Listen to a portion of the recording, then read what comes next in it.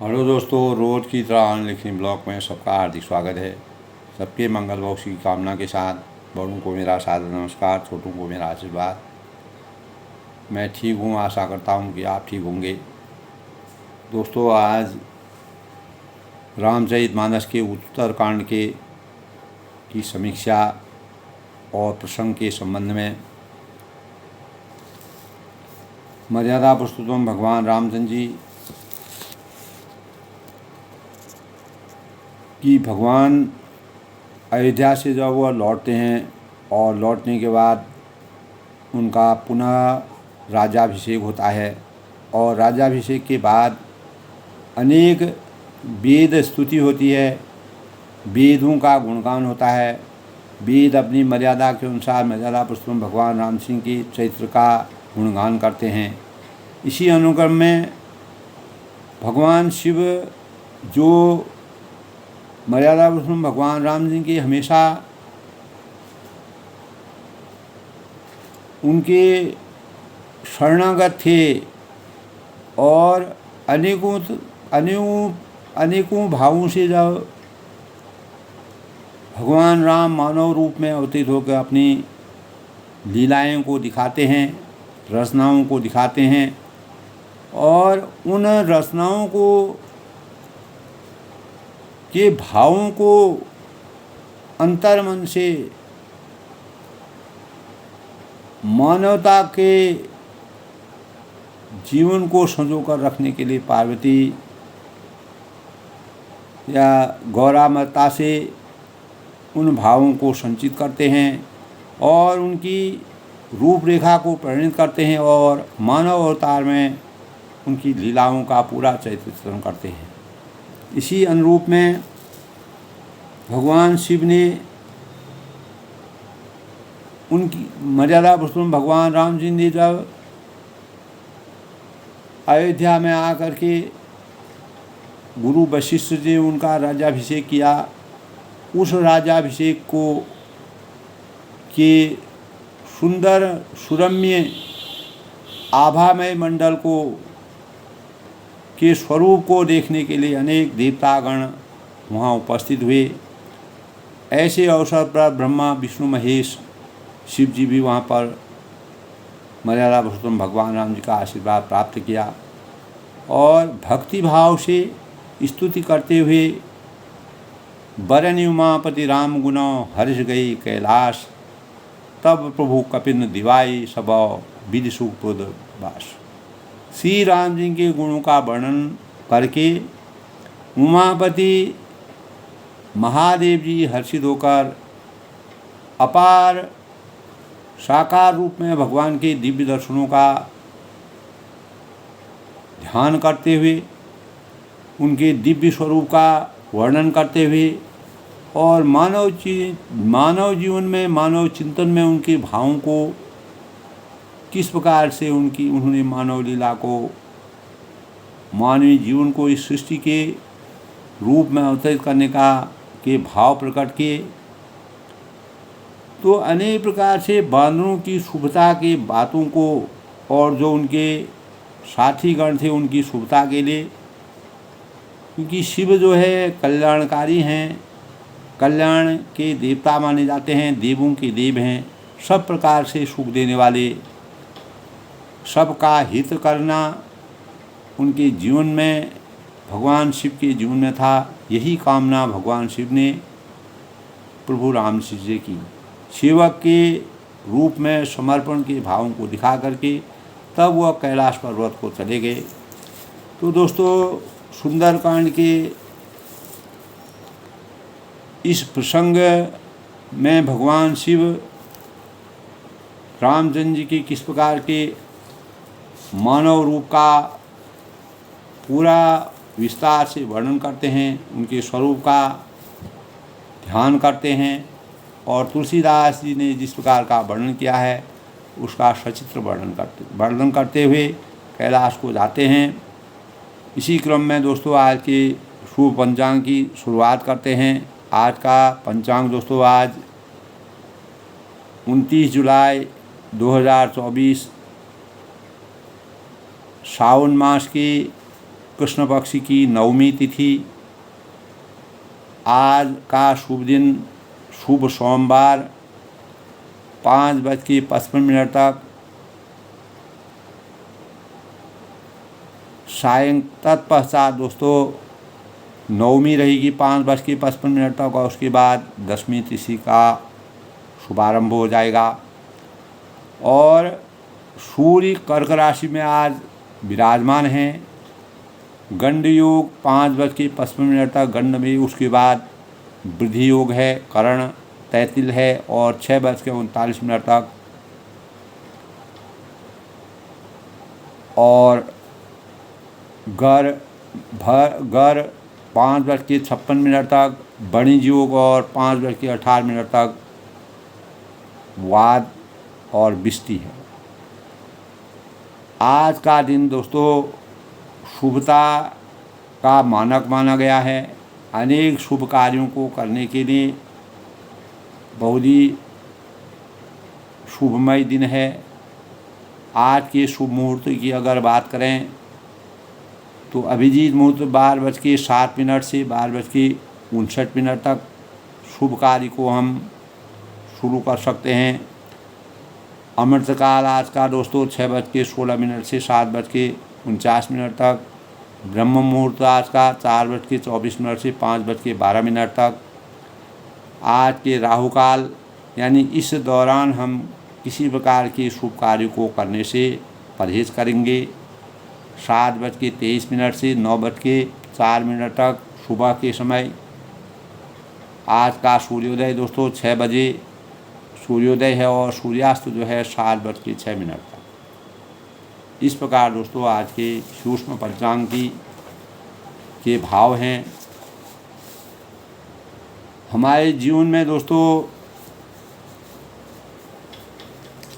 पूरा जीवन हमारा जब तक जीवन रहता है तब तक हम लगातार दिन बारों गणनाओं के अनुसार अपने जीवन के भावों को मानते हैं, उसी के अनुसार अपने जीवन को अग्रसरित करते हैं। अपने जीवन की परिदशाओं को दशाओं को कैसे हमको शुचिता से रहना चाहिए, कैसे भावों में हमको सतर्क रहना चाहिए, इन सब भावों की गणना हमको 9 ग्रहों के आधिपत्य से जो हमारे जीवन में अनेक प्रकार के ग्रहों की परिदशा का संचार होता है, तो उसी के अनुरूप हम गणना करते हैं। ज्योतिष शास्त्र जो विद्वान हैं वो गणना करते हैं, उसी के अनुसार हम यानी भावों की संरचना होती है। कौन से व्यक्ति में किस समय किस प्रकार के भाव होंगे, तो यह एक आध्यात्म की शक्ति है दोस्तों। हम अपने जीवन में अगर सही मार्गदर्शन का अनुसरण करेंगे तो हम हमारे जीवन में आने वाले जो अवरोध होते हैं उन अवरोधों से हमको सतर्कता मिलेगी, उससे हम सतर्क होंगे, अपने जीवन को सार्थक बनाने में कामयाब होंगे। क्योंकि हम जैसे जैसे रास्ते में चलते हैं दोस्तों तो हमारे जीवन में अनेक प्रकार की चुनौतियां आती हैं, पत्थर आते हैं, कांटे आते हैं, दुर्गम रास्ते आते हैं। उन रास्तों में हमको अनेक प्रकार की ठोकरें खानी पड़ती हैं, परेशानियों का सामना करना पड़ता है। उसी प्रकार दोस्तों हमारे जीवन में अनेक प्रकार के इस प्रकार के ग्रहों का जाल हमारे जीवन में फैला हुआ है। वह जाल कभी कभी हमको अवरोध हमारे जीवन में पैदा करता है। उन्हीं अवरोधों को समाप्त करने के, उन अवरोधों से हमको मुक्ति प्राप्त करने के लिए अनेक प्रकार की 9 ग्रहों की जो दशा हमारे जीवन में आती है उसके बारे में हम सूक्ष्म ज्ञान करते हैं, जानते हैं कि हमको किस अवस्था में क्या करना चाहिए। यही ज्योतिष शास्त्र का सबसे बड़ा स्वरूप है। तो आज दोस्तों भगवान शिव 7 दिनों का सप्ताह हम जीवन के 7 दिन में सप्ताह आता है, और सोमवार जो है वह सप्ताह का प्रथम दिन है। और कोई भी शुभ कार्यों को करने से के लिए हमको सोमवार का दिन शुभता का मानक माना गया है। भगवान शिव जो है दोस्तों सृष्टि के महान देवता हैं और शिव में ब्रह्मा विष्णु महेश तीनों समाहित हैं। और सोमवार को दोस्तों सोमदेव भी कहते हैं, भगवान शिव की आराधना की जाती है, शिवलिंग की पूजा की जाती है। मर्यादा पुरुषोत्तम भगवान राम जी भी अपने जीवन में सम्मान को प्राप्त करके जब रावण पर विजय प्राप्त की थी, तब उन्होंने लौटते समय रामेश्वरम में भगवान शिव की शिवलिंग की स्थापना की और उस शिवलिंग की पूजा अर्चना करके भगवान शिव को परम देवता के रूप में मान करके हमेशा के लिए परमात्मा द्वारा प्रतिष्ठित इस प्रकार के शिव स्वरूप की स्थापना की। ऐसा हमारे शास्त्रों में अभी भी लोग दोस्तों रामेश्वरम में अनेकों श्रद्धालु जा कर के भगवान शिव की उस शिवलिंग के दर्शन करने के लिए जाते हैं और उसमें अपने श्रद्धा भाव से जल अर्पित करते हैं, अब पूजा पाठ करते हैं, क्योंकि परमात्मा परम ब्रह्म परमेश्वर भगवान राम जी ने रामेश्वर में उस शिवलिंग की स्थापना की थी। ऐसा हमारे शास्त्रों में विद्यमान है, ऐसे भाव कहे गए हैं। तो दोस्तों आज का दिन जो है भगवान शिव को समर्पित है और यह उपासना, उपवास, पूजा, शिवलिंग की स्थापना करना, शिव की पूजा करना, शिव पार्थिव पूजा करना, तो अनेक प्रकार से शिव जी में तरह तरह की चीज़ों और शिव जी जो हैं सम, शिव जी की प्रकृति सम मानी गई है। शांति और उत्तम जीवन यापन करने के लिए और मनोवांछित फलों की प्राप्ति के लिए शिव के स्वरूप की पूजा की जाती है और अनेक प्रकार की प्रेरणा शिव जी के साधना से हमको अनेक प्रकार की प्रेरणाओं का संचार हमारे जीवन में होता है। भगवान शिव व वासुदेव का दिन यह माना जाता है। सुख और मानसिक शांति और अच्छी सेहत के लिए सोमवार का दिन मंगलकारी माना गया है। कुंडली में चंद्र की स्थिति सही न होने पर सोमवार को उपवास, किसी भी जातक के कुंडली में अगर चंद्र दोष होता है, चंद्र दोष की मुक्ति के लिए, चंद्र दोष से छुटकारा पाने के लिए शिव की स्थापना और शिव की उपवास, शिव की साधना करना, इसीलिए शिव देवताओं में सर्वाधिक कल्याणकारी माने गए हैं, मंगलकर्ता माने गए हैं और विध्वंसकारी भी हैं। दोस्तों शिव के संबंध में हमारे वेदों में, शास्त्रों में अनेक प्रकार के वर्णन मिलते हैं।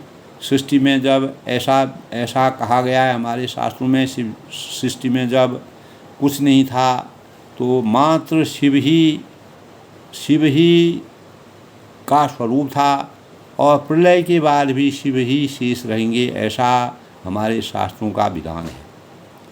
तो शिव अनादि और अनंत हैं। सृष्टि का प्रारंभ शिवलिंग की स्थापना से ही हुआ था। तो जब हम अनेक प्रकार के शास्त्रों का अध्ययन करते हैं, शिव पुराण पढ़ते हैं, तो उसमें शिव जी की अपार भक्ति और शिव जी के अपार वर्णन शिव जी का किया गया है और सुंदर वस्तुओं की गाही के रूप में शिव जी की स्थापना की गई है।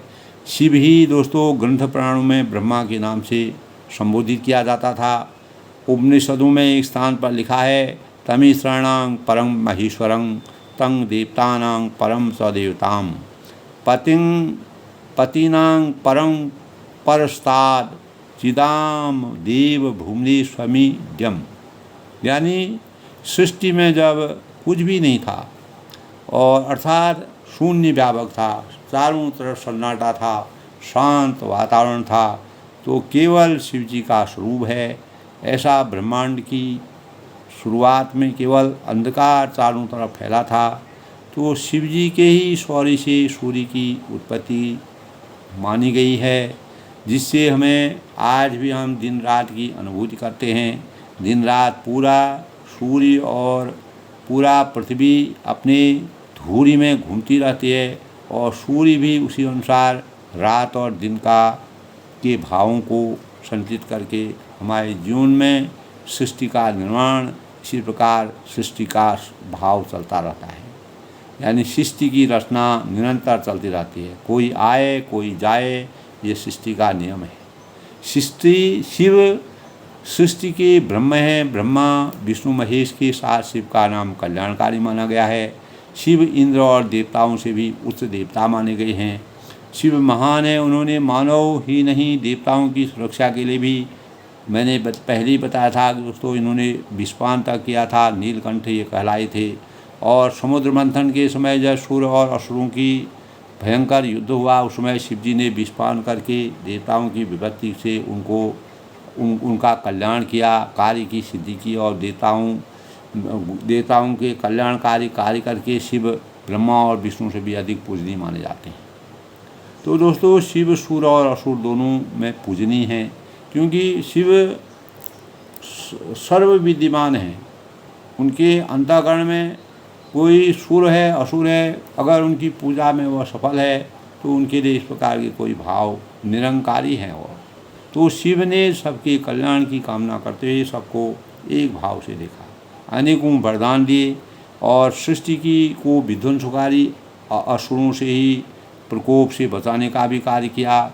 और विवश होकर के अनेक असुरों को उन्होंने वरदान दे दिए थे, जिसके परिणाम स्वरूप शक्तिशाली, उन्होंने पुराणों में इस प्रकार का वर्णन है कि त्रिपुर हैं, रावण हैं, महिषासुर हैं, भस्मासुर हैं। तो असुर देवताओं को भी असुरों के देवताओं को भी उन्होंने वरदान दे दिया था। तो रावण के भाई कुबेर को उन्होंने धन धान्य से परिपूर्ण कर दिया था, जिसके परिणाम स्वरूप वह लोकपाल का पद उनको मिल गया। इस प्रकार की मान्यता हमारे शास्त्रों में है। शिव की अनुकंपा से कुबेर देवताओं की तरह आज भी पूजनीय माने जाते हैं। तो प्राचीन वेदों में, ग्रंथों में और शिव का विस्तृत वर्णन शिव पुराण में बहुत ही विधिवत मिलता है। शिव की उनकी महानता के कारण अनेकों नामों से उनको पुकारा जाता है।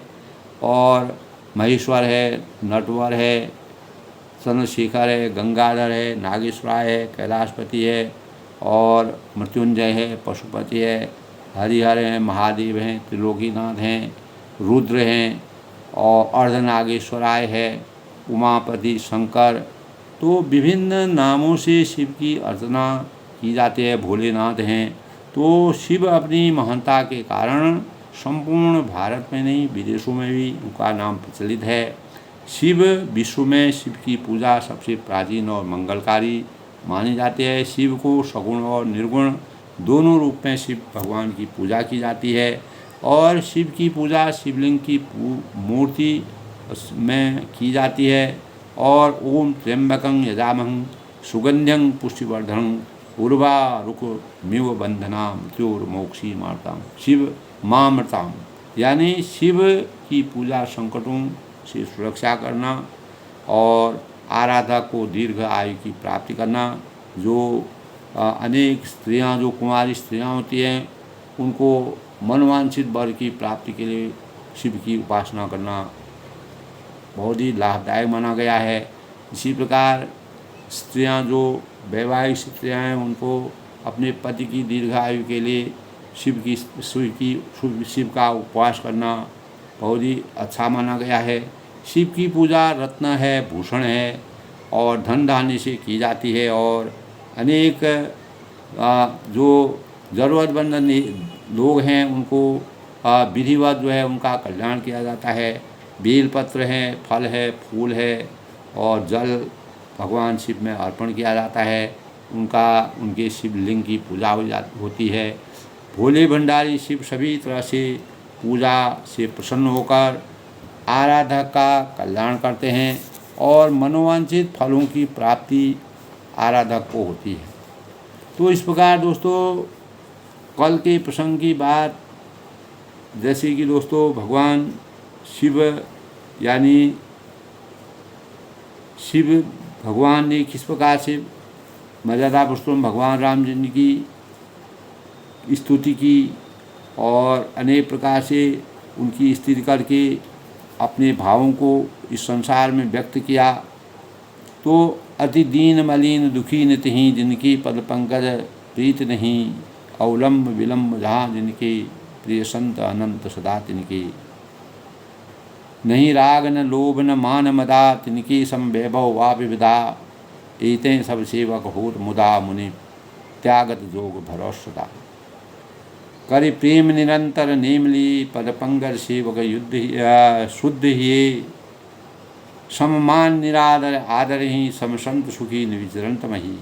तो वे प्रेम पूर्वक नियम लेकर निरंतर शुद्ध हृदय से आपके चरण कमलों की जो भगवान शिव सेवा करते आते हैं, उनकी निरादर और आदर के समान मानकर सब संत सुखी होकर पृथ्वी पर विचरते हैं।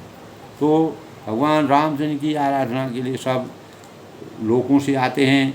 मुनियों के मन रूपी कमलों से भ्रमर के समान महान रणवीर और अज्ञेय रघुवीर जी आपकी जय हो, और उनका भजन करते हैं, कीर्तन करते हैं, उनका नाम जपते हैं और उनको नमस्कार करते हैं। और जन्म मरण रूपी रोगों से भय से इस संसार में उनसे मुक्ति प्राप्त करके मोक्ष की प्राप्ति की कामना करते हैं।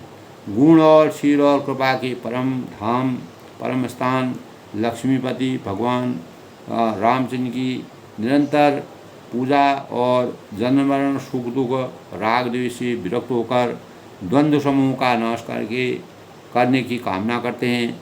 पृथ्वी पालना करने वाले राजन यानी इस प्रकार के भगवान का स्वरूप है, जो पूरी इस धरती की रक्षा करते हैं और दीन जन की ओर दृष्टि डालो, इस प्रकार से शिव भगवान की अर्चना करते हैं।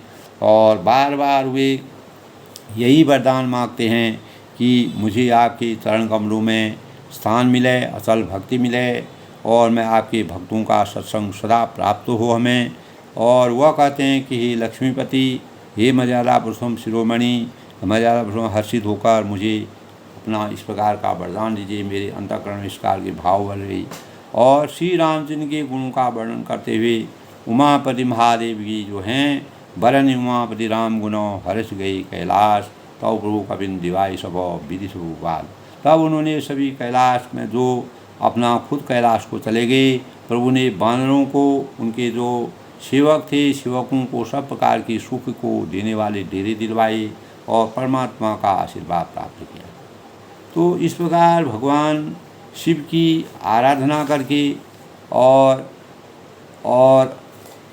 पूजा करके, और दोस्तों हमारे जीवन में अनुभव जीवन की यानी हमारे जीवन में अगर इस प्रकार के अनुभव न हों तो अनुभव में सफल होने के लिए मनुष्य अपना मार्ग स्वयं प्रशस्त करता है। तो तुलसीदास ने अपने मार्ग को मर्यादा पुरुषोत्तम भगवान रामचंद्र की शरण में लगा करके अपने अनुभव के अनुसार इस प्रकार रामचरितमानस की साहित्य की रचना की। तो सफलता की प्राप्ति के लिए ज्ञान की आवश्यकता होती है और ज्ञान प्राप्ति का एक प्रमुख मार्ग अनुभव होता है, और जिसके द्वारा हम अपने जीवन की नाव को पार लगाते हैं। जीवन की जो हमारा जीवन होता है उस जीवन को परिमार्जित करते हैं, आगे बढ़ाते हैं। तो वास्तव में अनुभव वह सीख है दोस्तों जो प्रत्येक व्यक्ति अपनी भूलों से प्राप्त करता है। और तुलसीदास जी को भी शुरुआत में दोस्तों इस प्रकार की कभी इस जीवन की परिकल्पना करने के भाव उनके अंदर नहीं थे। तुलसीदास जी को अपनी पत्नी के द्वारा उनको सीख मिली, तो अस्थि चरण मम देहमयो तामे ऐसी प्रीत, ऐसी जो श्री राम पर हो ही नहीं भवभीत। यहीं से वह प्रेरणा के स्रोत के रूप में अपने जीवन को उन्होंने चरितार्थ किया। तो उनकी पत्नी ने उनको केवल यही कहा था कि अस्थि चरण मम देहमयो तामे ऐसी प्रीत, मेरी चरणों में जो तुम्हारा इस प्रकार का अनुराग है, अगर यह अनुराग परम ब्रह्म परमेश्वर मर्यादा पुरुषोत्तम भगवान उनकी चरणों में हो तो आप परमात्मा के चरणों में तो अपार निधि की प्राप्ति हो सकती है, संसार में प्रसिद्ध हो सकते हैं। यहीं से प्रेरणा लेकर के इस प्रकार के भावों को दोस्तों हमारे जीवन में इस प्रकार के अवतरण प्रसंग मिलते हैं कि उनको प्रेरणा वहाँ से मिली। उसी प्रेरणा के फलस्वरूप वह महान साहित्यकार कवि कहलाए जिन्होंने मानव जीवन की संरचना को और रामचरितमानस की रचना करके अपने अनुभव से, अपने ज्ञान से मर्यादा पुरुषोत्तम भगवान राम का सचित्र वर्णन करते हुए आज प्रत्येक मानव के सामने समर्पित करने के भाव सदा के लिए जो है ऐतिहासिक रूप में हम अपने जीवन का वरदान के रूप में इसका अनुसरण करते हैं। तो दोस्तों, तो कई बार गलतियां होती हैं तो अक्सर हम विफल हो जाते हैं और हम अपने जीवन में कुछ ऐसी गलतियां करते हैं जो हमें तत्काल ही कटु अनुभव देती हैं। तो परंतु वे भावी जीवन में उसका हमारे जीवन में कितना परिवर्तन होता है, हमको कितनी स्मृतियां हमारी मधुर रहती हैं, आधार बनता है, वही हमारा जीवन का आधार बनता है। गलतियां मानव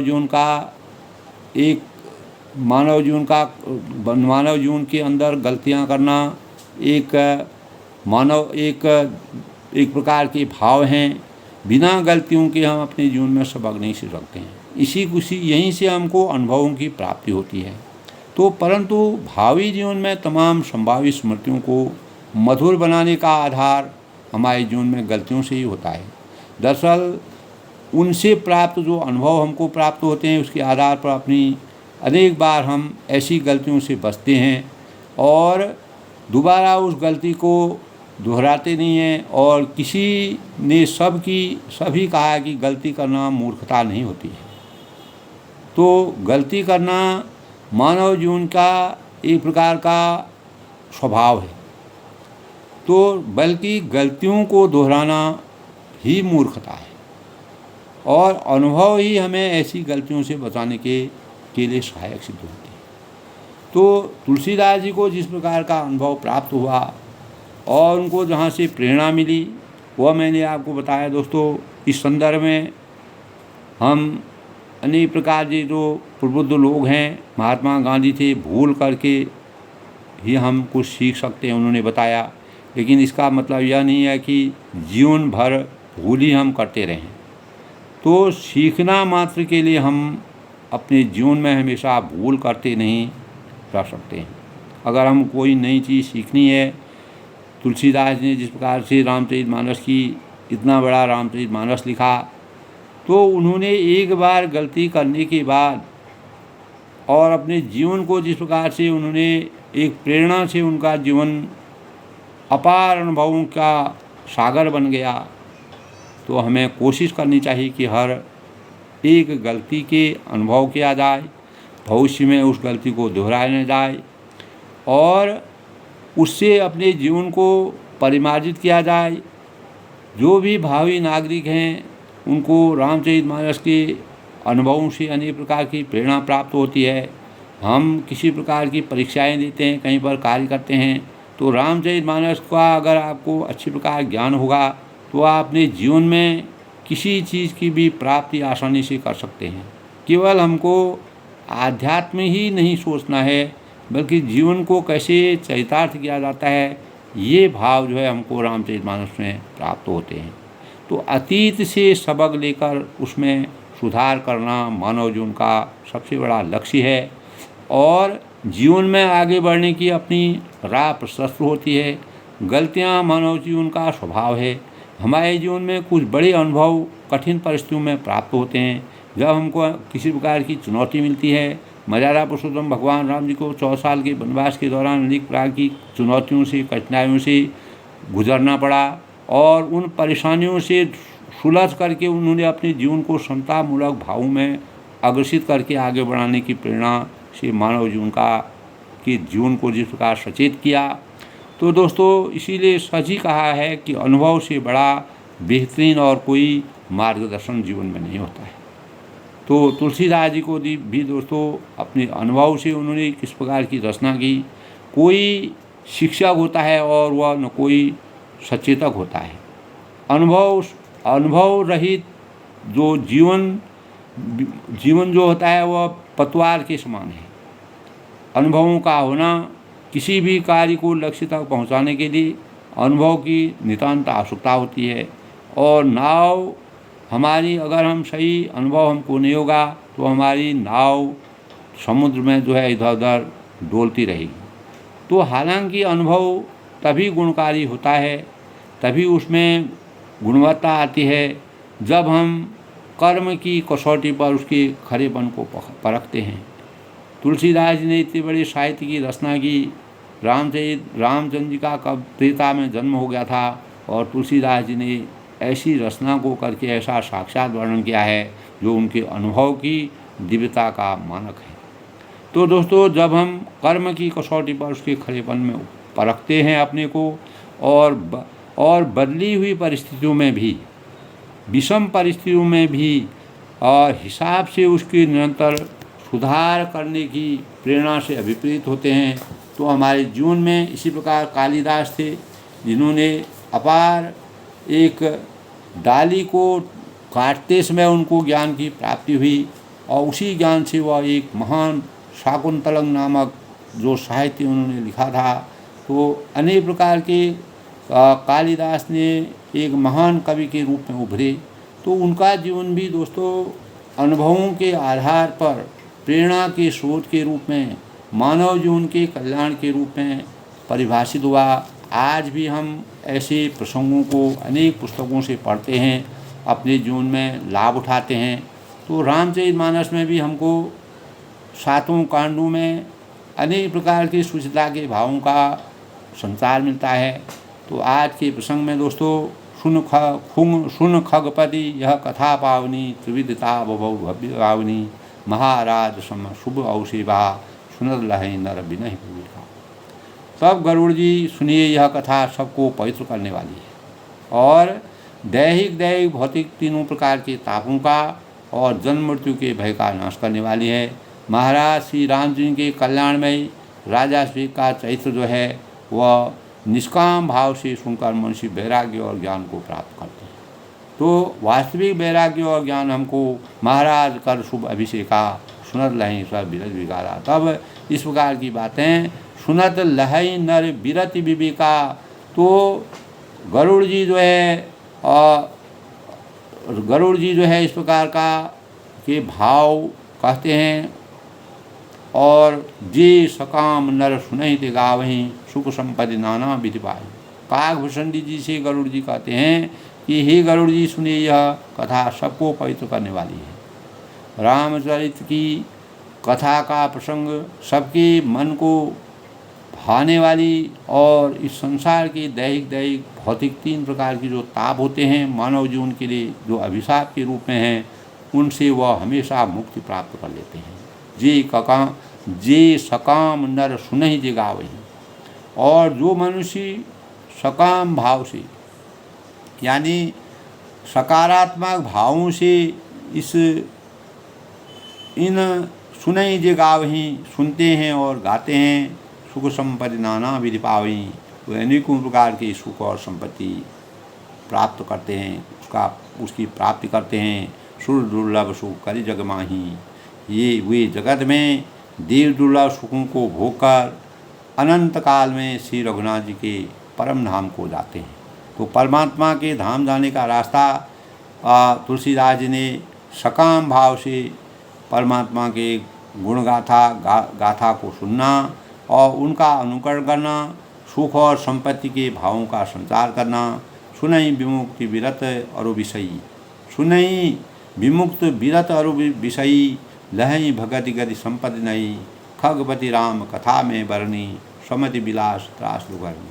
तो इसे जो जीव मुक्त विरक्त और विषयी सुनते हैं, ऐसे लोग भी जो विमुक्त लोग हैं, जीवन से मुक्त हैं, विरक्त हैं और वो विषयी और विषयों में अनेक प्रकार की विषय भोगों में व्यस्त हैं, वो भी क्रमशः इस भक्ति मुक्ति और नवीन संपत्ति नित्य नए भोग पाते हैं। उनको भी मर्यादा पुरुषोत्तम भगवान का चरित्र सुनने से अनेक भावों का संचार होता है। हे पक्षीराज गरुड़ जी कहते हैं, खगपति राम कथा में बरनी। तब गरुड़ जी काकभूषण जी कहते हैं, हे पक्षीराज गरुड़ जी, मैंने अपनी बुद्धि के पहुँच के अनुसार, जितनी मेरी बुद्धि थी, जितनी मेरी समझ थी, जितनी मेरी सूझबूझ थी, उसके अनुसार राम कथा का वर्णन किया है। रामचंद्र की वास्तविक जीवन का सचित्र वर्णन किया है। जन्म मरण के भय और दुख को हरने वाले जिनका स्वरूप है। तो विरति विवेक भगत दृढ़ करनी, मोह नदी कहाँ सुंदर तरनी, नित नव मंगल कौशलपुरी, हर्षित रहें लोग सब पुरी। तब यह वैरागी विवेक और भक्ति की दृढ़ करने वाली है। हमारे जीवन में जो वैराग्य की वास्तविक पराकाष्ठा है, विवेक हमको विद्या और बुद्धि से जो विवेक रूपी ज्ञान की प्राप्ति होती है, और भक्ति दृढ़ भक्ति विवेक से हमको प्राप्त होता है। तो भक्ति की दृढ़ता को बढ़ाने के लिए, विवेक के स्वरूप को जगाने के लिए और वैरागी के भावों की वास्तविकता को पहचानने के लिए मोह रूपी नदी पार करने के लिए सुंदर नाव के समान कार्य करते हैं।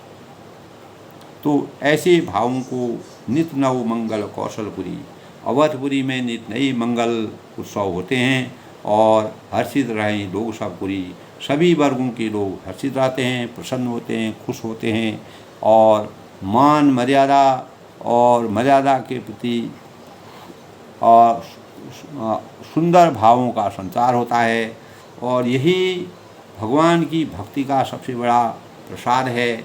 नित नई प्रीति राम पद पंकज। और श्री रामचंद्र के चरणों में जिन्हें शिवजी हैं सबके जिन्हें नमत शिव मुनि अज, जिन्हें शिवजी हैं, मुनिगण हैं और ब्रह्मा जी हैं, और ब्रह्मा जी भी जिनको नमस्कार करते हैं। मंगन भाव बहु प्रकार पहिराई, सबकी नीति नवीन नीति है। उसी नीति के अनुसार भिक्षुओं को यानी विजन दान नाना विधि पाई। जो भिक्षुक हैं, जो ज़रूरतमंद लोग हैं, जिनको आवश्यकता है और दीनहीन हैं, उनको बहुत प्रकार से वस्त्र और आभूषण पहनाए जाते हैं। और ब्राह्मणों को नाना प्रकार की दान दक्षिणा दी जाती है। जो समय उस परिवेश के अनुसार जिस प्रकार का वृतांत था, जिस प्रकार का वर्णन था, मर्यादा पशु हर्षित गए भये सब शोकों का अंत होता है और सबको परम आनंद की अनुभूति होती है।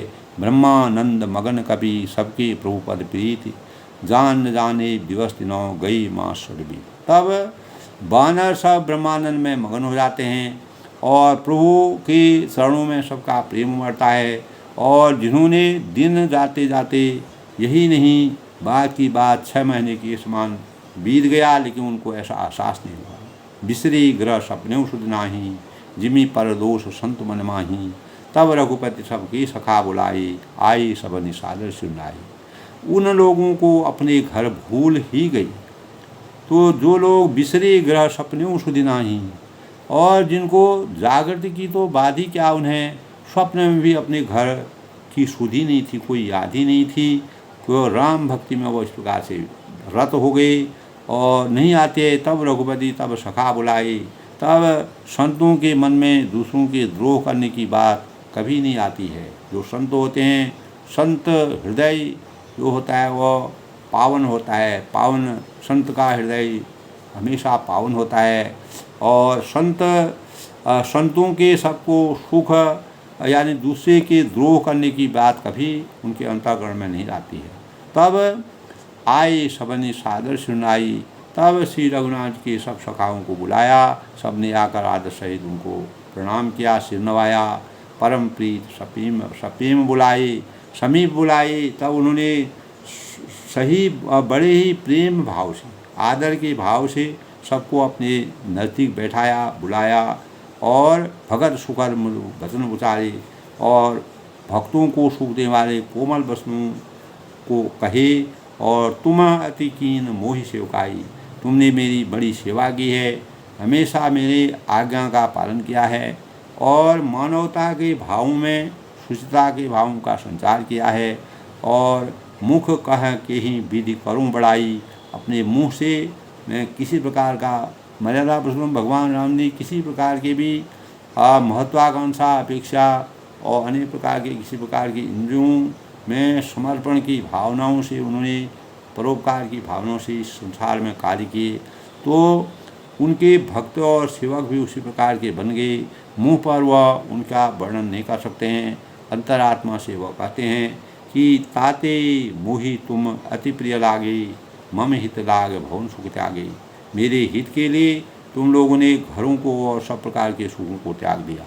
यानी जो अपने घरों की शुद्ध तक भूल गए हैं, सालों हो गए उनको अपने घर से कोई मोह माया नहीं है, त्याग कर दिया, भक्ति में लीन हो गए। ऐसे ही भावों को तुलसीदास ने रामचंद्र के मुँह से ऐसी बातें, मम हित लागी भवन सुख त्यागी, और मेरे सुख के लिए तुमने अपने भवनों को त्याग दिया, उनको समर्पण कर दिया। और अनुराग संपद वैदेही से तुम मुझे अत्यंत ही प्रिय लग रहे हो, तुम्हारी परीक्षा में तुम खरे उतरे हो।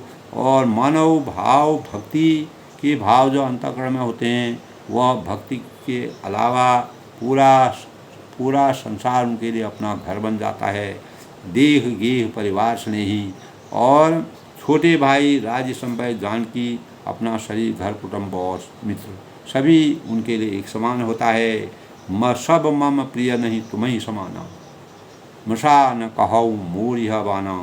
ये सभी मुझे प्रिय हैं, जिन्होंने भी ऐसे समय में मर्यादा पुरुषोत्तम भगवान राम जी की शरण ली है, उनके सानिध्य में कार्य किया है, मानव कल्याण का कार्य किया है।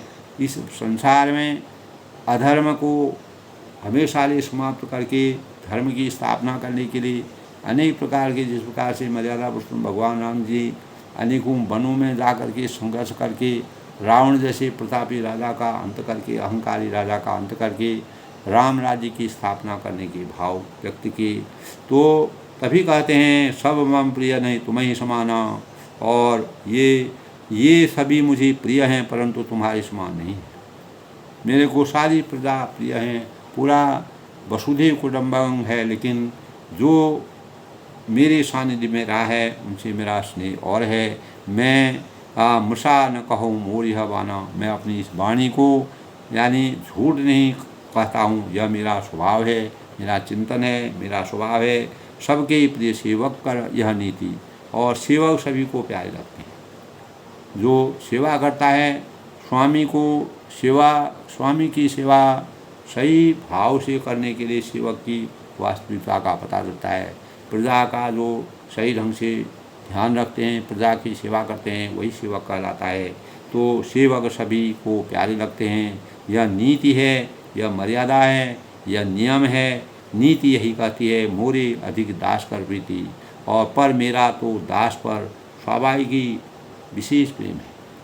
जो मेरा सेवक होता है उसका जो मेरी भक्ति में लीन होता है, वह मेरा हृदय से भी मुझे ज़्यादा प्यारा लगता है, वही मेरा प्रियजन है। अब ग्रह जाओ सखा सबौ भजो मोह इंद्र ने। तब वह कहते हैं कि हे सखागण, तुम सब लोग अपने घर जाओ और सब भजो मोहि दृढ़ नियम पूर्वक और दृढ़ नियम से परमात्मा का ध्यान लगाना, और सदा सर्वगत सर्वहित और मुझे सदा सर्वव्यापक और सबका हित करने वाला जानकर जान कहूँ अति प्रेम, अत्यंत प्रेम की धारा को बहाना, मानव जीवन में प्रेम का प्रसार बढ़ना और प्रेम के भावों का संचार करना। यही रामचरितमानस में मर्यादा पुरुषोत्तम रामचंद्र का चरित्र था। उन्होंने समभाव से और सदाचार और आचरण से आदर्शता के भावों का संचार करके पापियों को भी तार करके मोक्ष की प्राप्ति करवाई, और वसुधैव कुटुंबकम की भावना से मानव जीवन को सचेत करके मानवता की भावनाओं से जीवन यापन करने की प्रेरणा से अभिभूत कराया। आज के प्रसंग में दोस्तों सबके मंगल भविष्य की कामना के साथ रामचरितमानस में मर्यादा पुरुषोत्तम भगवान राम जी का आशीर्वाद सभी बना रहे, सभी पर बना रहे, सब लोग सुखी रहें, प्रसन्न रहें। अपनी वाणी को विराम देते हुए सबकी मंगल कामना करता हूँ।